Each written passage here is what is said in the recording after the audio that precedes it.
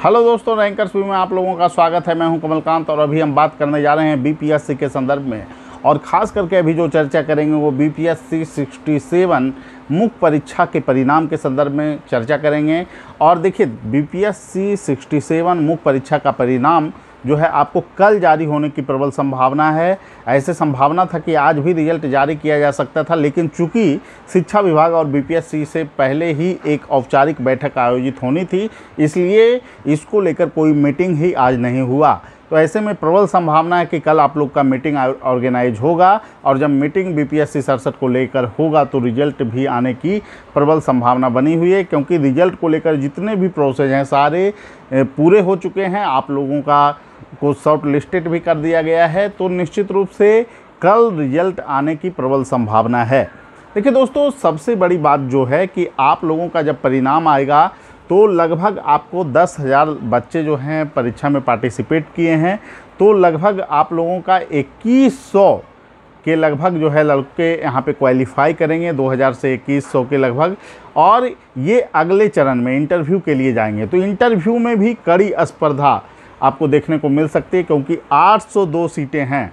तो 802 सीटों में अपना स्थान आप कैसे जो है कि सुरक्षित करें, इसके लिए आपको इंटरव्यू को बेहतर ढंग से तैयार करना है। इंटरव्यू में किसी भी प्रकार की लापरवाही आपको सफलता से बाहर कर सकती है, इसलिए इंटरव्यू को नेगलेक्ट नहीं करना है। इंटरव्यू के जितने भी मापदंड हैं, चाहे आपको करेंट का इशू हो, चाहे आपको प्रशासनिक दक्षता के प्रश्न हो, ये सभी चीज़ों को कंप्लीट करना है अच्छे ढंग से।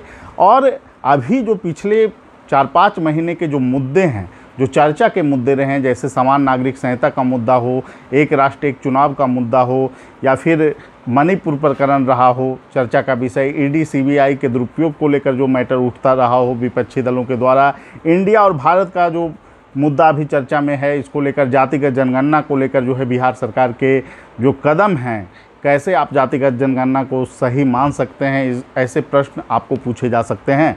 प्रशासनिक प्रश्न काफ़ी डिसाइडिंग फैक्टर होता है, जो कि सिचुएशन बेस से जोड़कर लगभग बार पूछा जाता है। 2-3 प्रश्न हर एक छात्रों से पूछने के चांस रहते हैं, और वो आपका निर्णायक कड़ी होता है।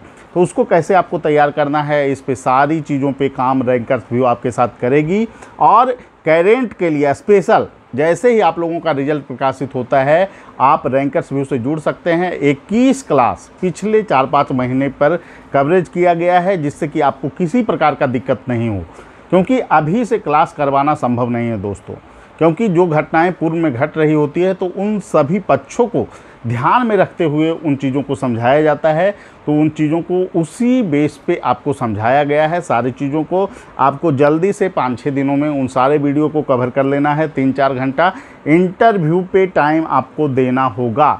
जिन लोगों का पीटी एग्ज़ाम भी है, उनको भी चाहिए कि 2 घंटा इंटरव्यू पे टाइम दें। पीटी और इंटरव्यू के बीच कैसे अपने आप को सामंजस्य स्थापित करें, इसमें सबसे महत्वपूर्ण घटक है कि आपको जो विषय है, सब्जेक्ट है, उसको तो आप पीटी में बहुत सारे ऐसे लोग होंगे जिनका हिस्ट्री होगा, फिर हिस्ट्री है तो फिर आप जीएस में जो है कि आपको हिस्ट्री को रिवीजन भी कर सकते हैं, आपको पीटी में भी उसका हेल्प मिलेगा। ज्योग्राफी है तो यहाँ पे समस्या नहीं होगी। तो आप थोड़ा ऑब्जेक्टिव पॉइंट से तो देखेंगे ही चीज़ों को, और बाद में जो है कि कॉन्सेप्ट पे भी थोड़ा उसको जोड़ सकते हैं। तो विषय को लेकर बहुत ज़्यादा दिक्कत नहीं होगा, और जिनका अलग विषय रहा है वो पहले से भी प्रयास किए ही होंगे। संभावना है कि अक्टूबर के प्रथम सप्ताह में आप लोगों का इंटरव्यू का आयोजन भी शुरू हो जाए, इसीलिए इंटरव्यू को कभी भी नेगलेक्ट नहीं करना। अभी से अगर आप चीज़ों को अच्छे ढंग से 2 घंटा अगर आप टाइम देते जाएंगे, क्योंकि हमेशा आप पीटी पढ़ रहे नहीं होते हैं, ठीक है, 2 घंटा अभी टाइम आपको देना है। और उसके बाद फिर आपको ये टाइम 5-6 दिन भी अगर आप दे देते हैं तो आपका एक एरिया पूरे अच्छे ढंग से कवर होगा। आपका मैच्योरिटी लेवल जो है कि एक स्तर को प्राप्त कर चुका होगा, और बहुत सारे चीज़ों पे आप फोकस कर चुके होंगे, जिसका लाभ आपको इंटरव्यू के अगले चरण में देखने को मिलेगा।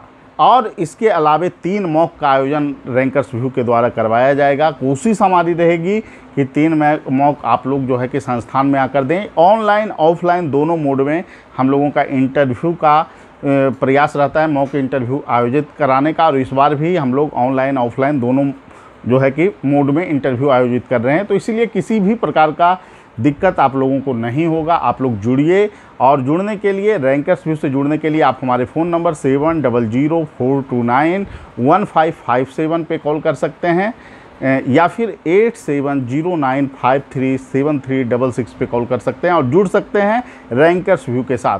और आपको पहले दिन ही जुड़ जाना है, इसलिए जुड़ना है क्योंकि जब तक आपको करंट पे पकड़ नहीं रहेगा, जिस ढंग से क्वेश्चन पूछे जाते हैं, काफ़ी जटिलतम प्रवृत्ति के क्वेश्चन पूछे जाते हैं, और आपके सेंस को परखने का उनका प्रयास होता है कि आप प्रशासनिक फील्ड में आने के योग्य हैं या नहीं, आपके जो कॉन्सेप्ट हैं वो डेवलप हैं या नहीं, किस सिचुएशन में आप कैसे निर्णय लेते हैं।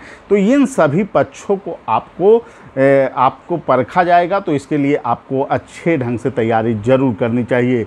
पिछले दिनों ऑडिटर हो, चाहे DPRO हो, चाहे आपको इसमें CDPO का इंटरव्यू हो, या फिर पूर्व में 64वीं 65वीं 66 का इंटरव्यू हो, सभी में रैंकर्स व्यू अपने आप में कीर्तिमान स्थापित किया है। बहुत अच्छे रिजल्ट रहे हैं रैंकर्स व्यू के। तो निश्चित रूप से आप जुड़कर इसका लाभ उठा सकते हैं।